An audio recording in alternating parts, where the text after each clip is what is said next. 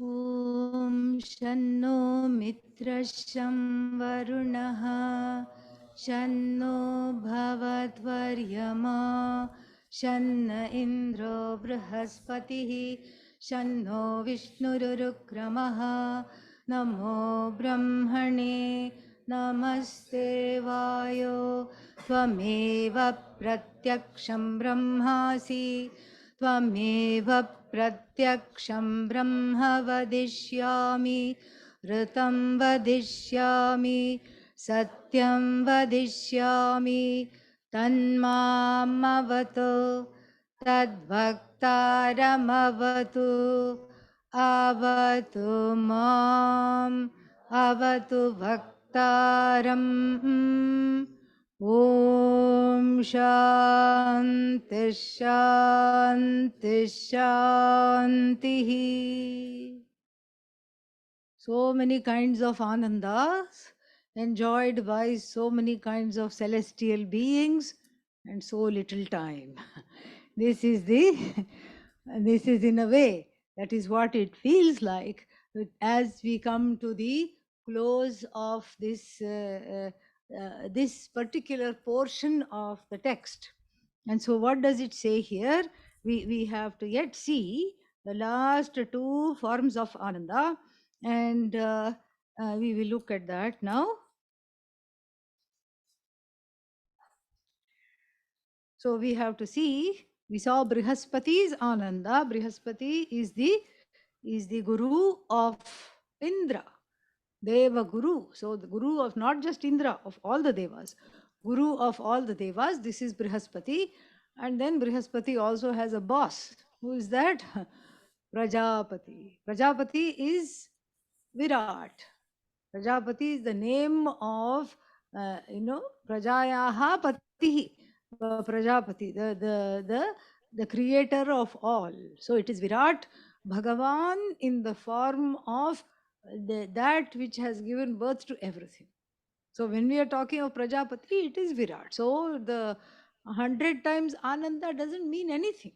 It is Niratishaya Ananda, meaning it has no limits. Bhagavan's Ananda has no limits, but here, because we are in this particular section called the analysis, and so we see the incremental Ananda.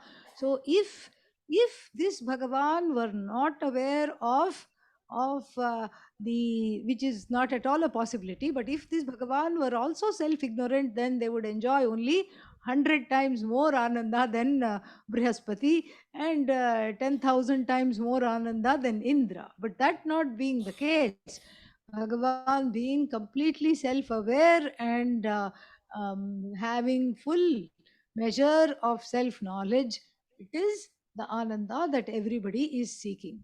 Parameshwara in the form of Virat. Virat means what? Vividham Rajate iti Virat. That is the derivation. Vividham means in many, many forms. Rajate shines. Raj means to shine. So it shines in many, many forms. So the whole Jagat, the Mandukya Upanishad describes this even more in detail. The entire world of names and forms, along with its cause, is called Virat in the visible form. And so it includes Vyashti Upadhi, means my own body mind sense complex, and the body mind sense complex of the entire universe, Samashti Upadhi, everything, it covers the individual, it covers the total, it covers everything. There is no thing, it is Sarva Vyapi, it is all pervasive, it covers everything. And so if that is the case, then my body is also included in Virat. And Virat's Ananda, Virat here is Prajapati. This Prajapati's Ananda, of course, is total because it is limitless. Then, how can there be a greater Ananda than this? Well, here we find that a maxim, a nyaya, a maxim is used. And what is the maxim? That which is subtle pervades that which is gross. We see this. So if we see this in everyday life also. We take an ice cube, okay, and that ice cube has a small little volume and small little mass. Then it melts. Then what happens? It occupies a greater amount of space, little more subtle. Then after that, you leave it in the sun, it evaporates. Then we don't even know where it has gone. It occupies more space.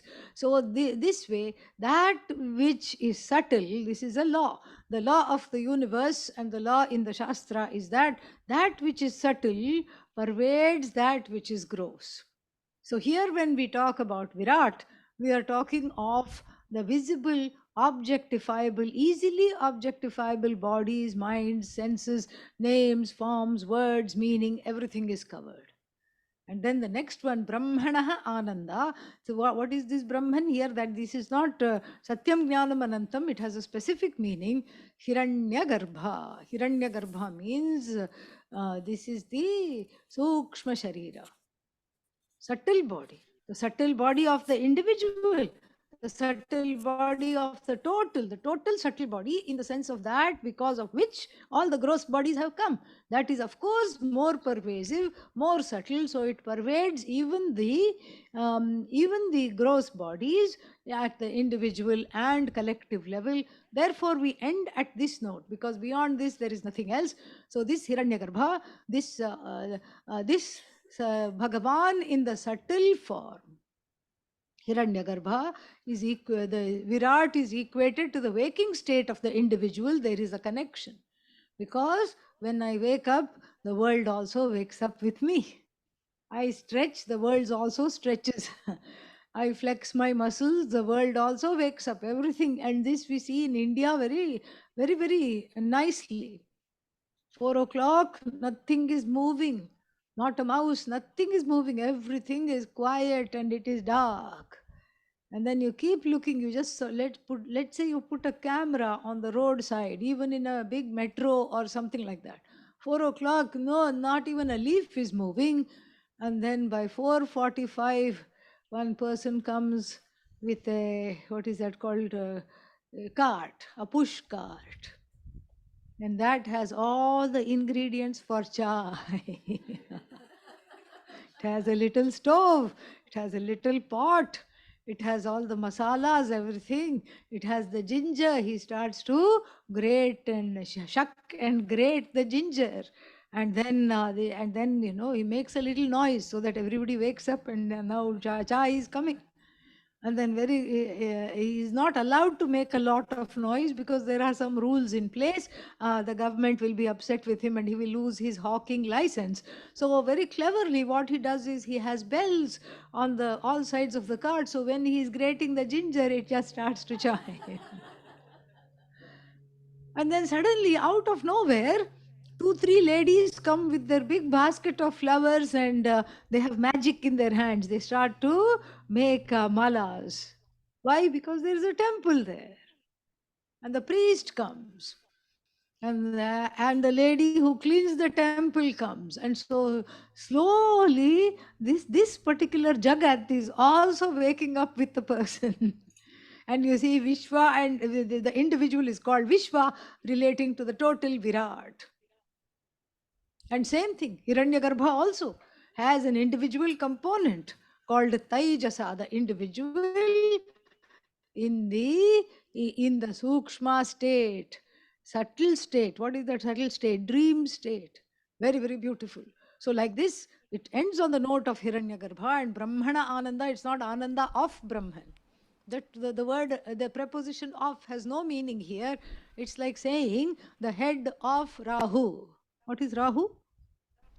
A shadow planet. Okay, who, in fact, it was a demon who got cut into two, and the head rolled off and is somewhere in the firmament, creating problems in individual horoscopes.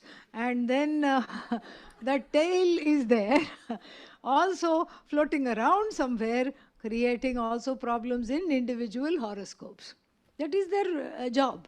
Rahu is the head and Ketu is the tail. That is their job. Their job is to exhaust one's karma. That is the job. And so now, if I say the head of Rahu, does it make any sense? What is Rahu? A big head, okay? Yeah. So head of Rahu has no meaning. Similarly, Ananda of Brahman has no meaning. Brahman is all Ananda itself. And then the Upanishad says a Mahavakya at the end. Sayaschayam Purushe Yascha Savaditye Saya Ekaha Saya Evam Vit. So Mahavakya. This this Mahavakya, the oneness between the Ananda of Hiranyagarbha, the greatest and the most subtlest form of Ananda enjoyed in the universe, and the Ananda enjoyed by the individual, it is one. This is the statement. And we look into that statement. It won't be in the text, but look into this statement. Saha, ayam, both these things are there. Saha, yaha, cha, ayam. Saha means what? That. And this, this person, who is this person? The one that is being discussed. The one that is wanting the Ananda. Devadatta, stock example. So this person who is wanting the Ananda is what? Has the same Ananda, identical Ananda with the Ananda of that which inhabits the sun. Very, very beautiful. What is that which inhabits the sun? Bhagavan. Bhagavan inhabits the sun, and we saw this earlier. Bhishad asmad vataf pavate bhisho deti suryah. That in whose command the sun itself rises. So the sun itself is Bhagavan, and the sun is powered by Bhagavan. We say the truth of the sun is this Ishvara, whose Ananda is beyond compare, not as an object of experience, but because of two reasons. Because one knows oneself. Bhagavan has not a single lesha, iota of ignorance. No self ignorance is there for Ishvara, for God. And so that God which I see abiding as the truth of the sun is nothing but me. So this is, I suppose, a way of the Upanishad trying to get us to be in a sunny disposition at all times. That is a good start, even if the Mahavakya is not understood. So the sun is easily visible, sun is always shining, sun doesn't seem to be having problems. I am the truth of that which is the truth of the sun. So this is very, very nice. Such a beautiful teaching. And here it is, this is very important, because what is this phalam? What is mimamsayaha phalam? What is the fruit? Why did we of this analysis? Why did we undergo such a long analysis? The analysis is to show a very important truth, which is very succinctly put in the Brihadaranyaka Upanishad in the Janaka and Yagyavalkya dialogue. Yagyavalkya, the teacher, Janaka, the student here. Janaka is the king. The dialogue ends like this. Etasya eva anandasya sarvani bhutani matrameva upajivanti. This Ananda alone, all the beings in the universe, from a small little microscopic creature to the Brahmaji himself, all of them just have a little portion of this Ananda. A little portion, why? Because I don't know myself. That is why. And this is going to be explained. They only have a little portion of this Ananda, and that itself is a clue. Because as we said, the Ananda enjoyed, the ultimate Ananda cannot be separate from my Ananda. Otherwise, I'll just keep translating it as bliss and put it all in capitals. That doesn't mean anything. It does not tell me anything about myself. It in fact separates me from that, because it is some other bliss. No. It is the same Ananda, brunch Ananda, ice cream Ananda, beach Ananda, boat Ananda, all these the same Ananda that you are enjoying is Brahmananda alone. But with certain inhibitions. Matra means a small measure of that Ananda alone one can enjoy, and the reasons for this is very, very clear, and that is what is going to be explained, and it has already been explained. And what is the reason? The reason is that one is looking at this Ananda, the finite product or the manufactured Ananda, as the ultimate. I'm mixing up the small little example. I'm mixing up the appetizer for the main meal. And so, if I say I want more appetizer, it's already over. You're supposed to wait for the main meal. But I mistake the appetizer for the main meal, and then I cry because the appetizer is finite and it doesn't have the capacity to satiate my hunger. This is one reason. Because of this mistake, there is suffering, there is dukkha. Dukkha comes because the Ananda, which I don't see as belonging to me, which I see as borrowed from the universe through this contact between the subject and object, I keep trying to make that infinite. It will never ever become infinite, even if one has 100 births. It will not become infinite. And so this is the first mistake that is there. But then why do we say this is a small measure of Ananda? Because the Ananda experienced in everyday life, small joys, small happinesses, become the lakshana, the indicators of the joy that is oneself. But how? Just like we saw, asti, the word satyam, when we saw, asti is. How do we understand isness? Is there such a thing called isness? We cannot see it, we cannot objectify it. But if I say pot is, and if I tell you that the pot enjoys existence, but at the same time it's not the kind of existence which is a qualifier or adjectival to pot. The existence is not an adjective to pot. In fact, pot is an adjective to existence. Are you talking to me? So I can explain that. Pot is an adjective to existence. Thought is an adjective to You got existence. bronchitis? Existence always is. Nobody got time Pot, for that. thought, hat, rat, Ain't cat, nobody got time for bat, that. come and go, come and go, come and go. Now, the existence of pot makes me understand that existence which is free of name, form, and limitations of any kind of a container, body, mind, sense complex, etc. This is how I understand. So, this is how the pot is not useless. The existence of pot becomes a lakshana. Lakshana means a kind of an indicator to understand the existence itself, which is me, which cannot be objectified. Similarly, the small happinesses that I Drink encounter a little in the energy drink so you get everyday your pip in your step. becomes what? Becomes a lakshana, becomes an indicator for that Ananda which is truly myself. Yeah, I understood the Truly existence part myself. better. How do I do this? How do I see this here? And here a beautiful example is given, a very common example in the With what? Vedanta Shastra. And what is that example? The example not of pot, but pot space. What is pot space? Ghata, pot, akasha, space. Ghatakasha. So the pot space is there, and the pot space has a psychological problem. Why? Because it has a human mind. I am small pot space.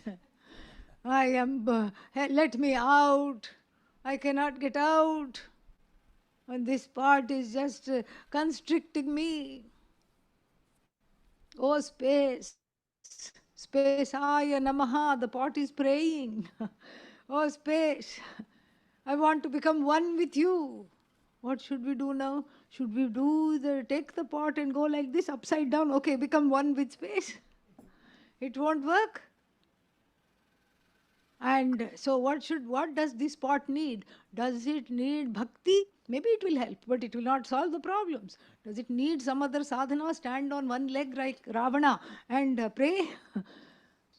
That also won't help. And so, therefore, the pot needs a guru. Pot space needs a guru. Pot is not the problem. Space, pot space. The space identified with the pot needs a pot space needs a guru. What kind of guru? Not a spaced out guru. Okay, yeah. Yeah. That will not help. Space guru. Okay, the one who has understood the ins and out of space.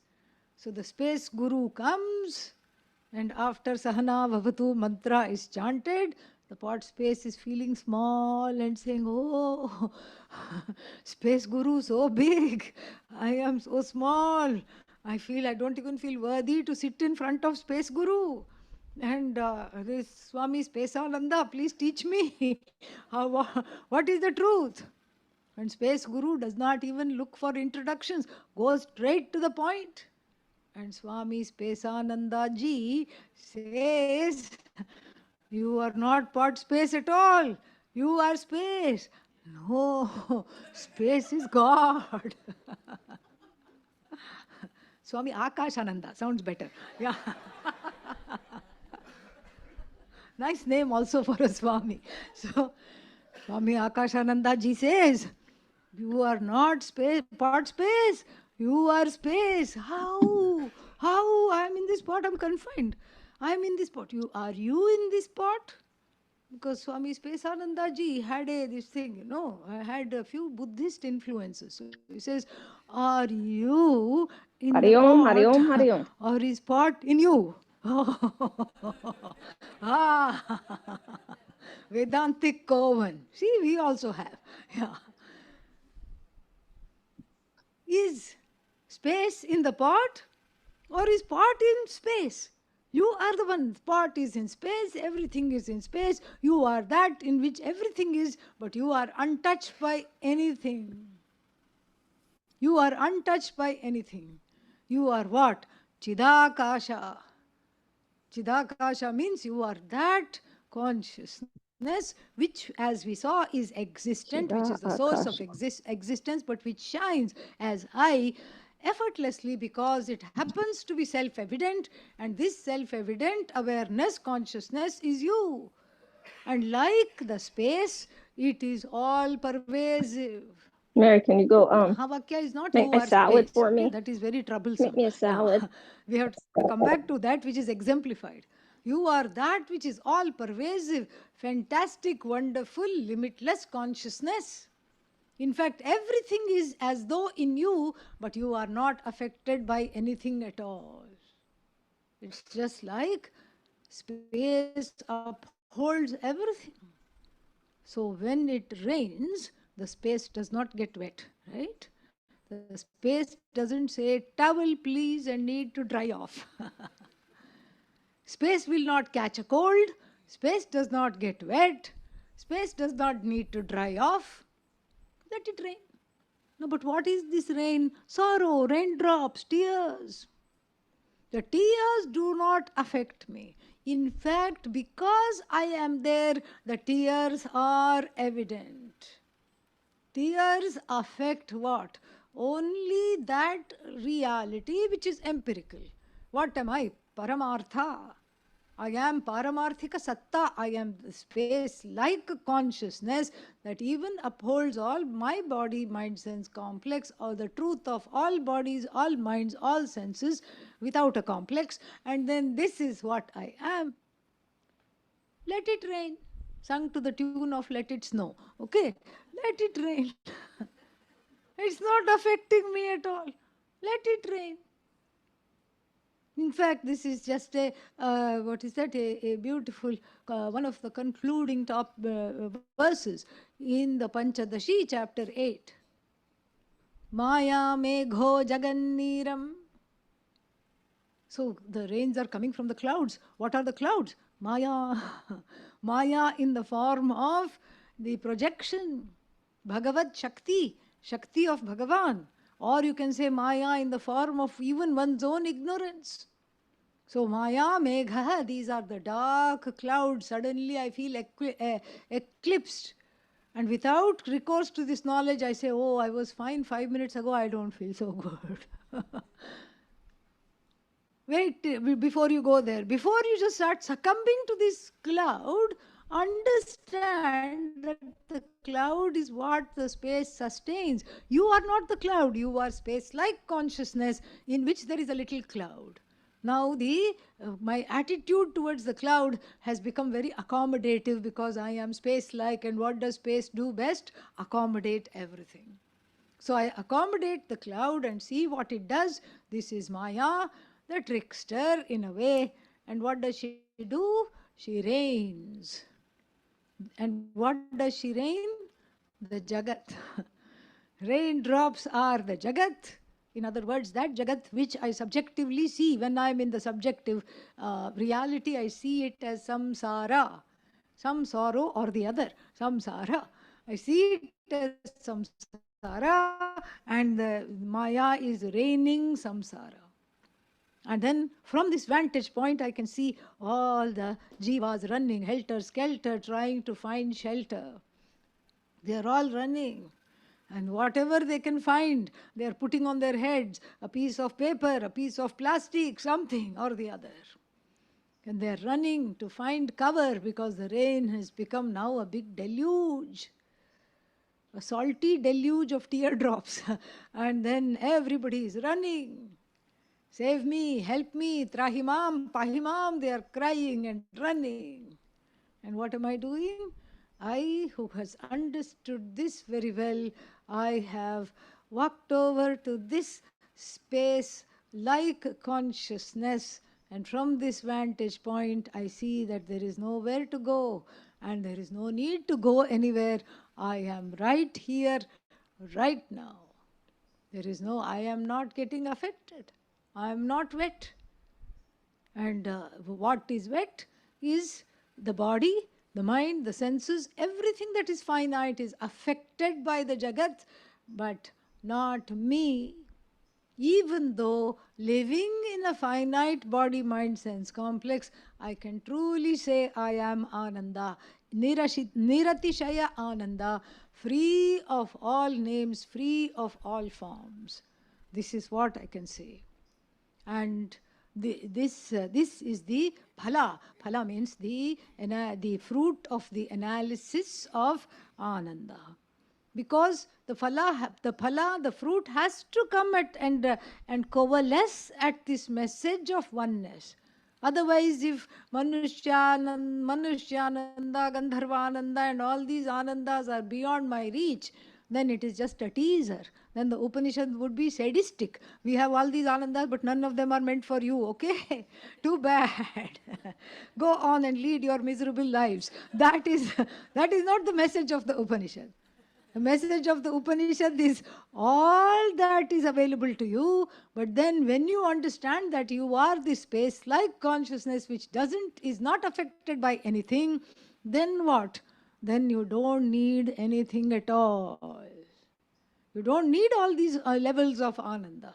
What a bore to be a Gandharva and Deva Gandharva, always singing in the courts of all the Devas, all the time going and then starting the notes, and then always music. That's all, nothing more.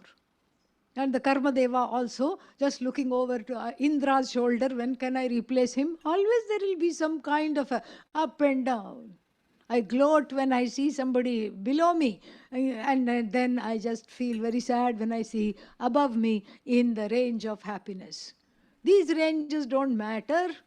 If I just keep looking for these ranges, I will be deranged. This is the message. I will be 100% deranged. So if I want to save myself from this derangement, I transcend all these small, small things because somebody got, because of their status, because of their punya, because of their good karma. I don't buy into all that. I transcend the karma, I transcend all these statuses, and where I go is to this understanding of myself as that space like consciousness, which is not wet by water, which is not destroyed by lightning or fire. Space cannot be destroyed. And so I am that space like consciousness, which is totally indestructible, which is, of course, because I am not subject to destruction, what am I? insanely happy. Ah. Ahamannam, ahamannam, ahamannam, I sing. Ahamannado, ahamannado, ahamannadah. Ahagga shloka krid, ahagga shloka krid, ahagga shloka krit. This is what. And everybody thinks the person is mad.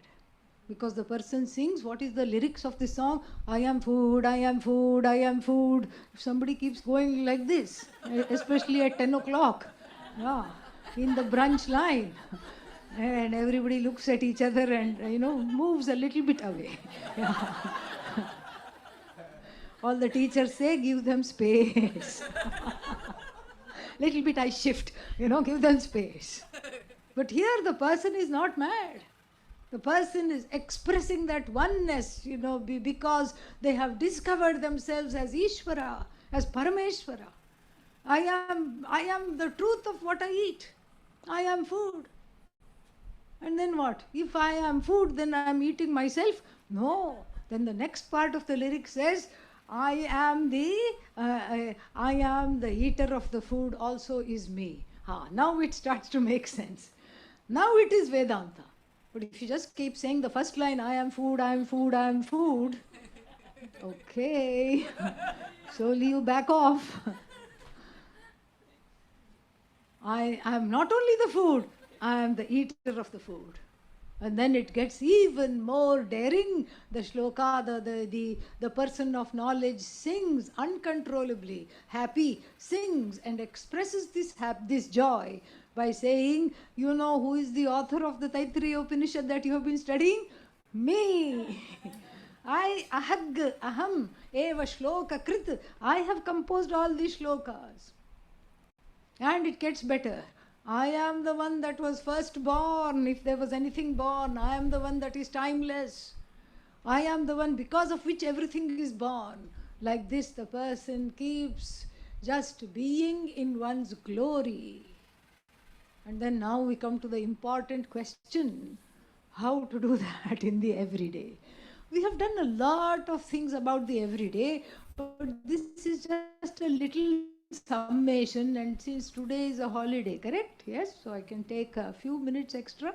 Yeah, so I can take 5 more minutes. Yes, okay? No? Okay, so in the next 5 minutes we'll just have a summation of how to do the avatarana. Avatarana means the bringing in of whatever we have studied in the sense of my lived everyday life. What is the takeaway? What is here to take home? And so for that, the teaching which my guru would say was that fake it until you make it. As we have seen, we didn't see in the class, but in the one of the Q&A sessions, I said that the scientists have discovered that it takes only 18 muscles to smile and it takes 43 muscles to frown in the face. So, even for the sake of everlasting youth, it's better to smile rather than frown. But I don't feel like smiling. Fake it until you make it. Oh, but I don't feel like being a fake. You're not being a fake. The truth of you is always smiling. Oh, but I don't know that. Okay, just enact it. Enact it. An enacted joy is very contagious, and very soon you will be in the Ananda. If you smile and smile some more, even when you don't feel like. Okay, doesn't matter. Doesn't matter if a few people run away, but still, I have tried. I have tried. That is the first thing. And then the second takeaway is that, the things that bother me have the trigger in myself alone. Even though it's very clear that it's the other person's fault. Always it's the other person's fault. It's very clear. But we have an expression in America which I really like. You spot it, you got it. Okay? Yeah. So if you see it, that means you have it. Otherwise you won't even notice it. If something is annoying in another person, that means the roots of that pain and that annoyance are within you. There is something about yourself that you are uncomfortable with. Go to the source of discomfort. Make a cup of chai, sit with the discomfort, let it talk to you. Make two cups of chai, one for you, one for the discomfort. Keep it in front. So here you talk as yourself. Yes, all right, I have invited you. What's your problem? And then you quickly go on that side and sit down. My problem is you don't listen to me. Come back here. Yeah, but when have I not listened? Tell me. Go back there. Do this dialogue with yourself. Enact it. And then, when that source of discomfort is identified, even if you don't know the cause, you just know that you are uncomfortable. When that discomfort is identified, pray. And there is yoga, there is to release it, there is yogasana, there is therapy, there is prayer, there's all kinds of wonderful, wonderful ways to do this. And this resolution can happen just by being in the everyday life. Let that go. Let that go means I have to fill up myself with myself. And for that, two kinds of journals can be kept. One is the journal of letting go, and all the annoyances can be written down every day. And even if you write a letter to somebody who annoys you, please do that. Plus, please do not send it to them. Okay, just do that. Write it, tear it up. Daily practice of just letting go of small annoyances. You can even do it twice a day if it's a difficult day. Every day let go of the annoyances. That's one kind of journal to keep. And the other kind of journal which has become very, very popular is what is called the gratitude journal. This is something that we knew all along. The Vedas talk about it a lot, but then even the medical community is talking about it. How to, even in the most difficult and the most cloudy of days, how to find some sun rays. There will be something that has gone well. No, absolutely nothing has gone well. Nobody can say that. Something has gone well for you to be even able to complain. And look at that. Look at that and write 5 things. 5 things that have gone very well in the day. This is and this way and that you don't tear up, that you keep. The first one you can tear up, destroy. The second one you keep. And then even when it is very difficult, you look at the yesterday's things, what you have written down. You can repeat, doesn't matter. You can just be a copycat and repeat that the next day. If you can't think of anything, at least one is in a place to receive.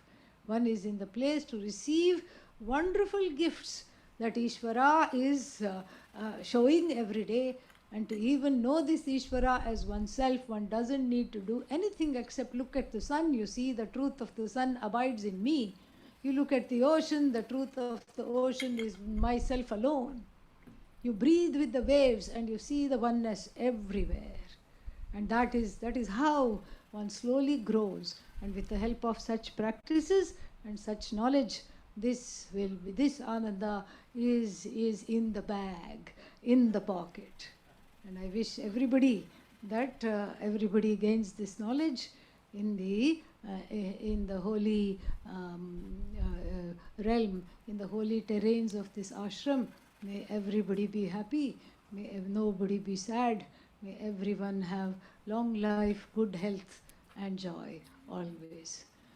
Om Sarve Bhavantu Sukhinah, Sarve Santu Niramayah, Sarve Bhadrani Pashyantu, Ma Kaschit Dukkha Bhag Bhavet, Asato Ma Sadgamaya, Tamaso Ma Jyotirgamaya, Mrityorma Amritangamaya.